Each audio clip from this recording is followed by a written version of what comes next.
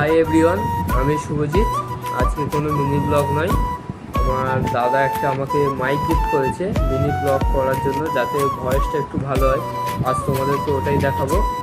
মাইকটা প্রথমে মাইকটা খুলতে এখানে একটা মাইক দিয়েছে, এটা ক্লিপ সিস্টেম আছে জামায় আটকানোর জন্য। আর এটা টাইপ সি দিয়েছে, টাইপ সি যেখানে চার্জার দেয় সেইখানে এটা গোঁজার জন্য। আর এটা হচ্ছে যাদের আইফোনে আছে তাদের জন্য, আইফোনের জন্য দিয়েছে।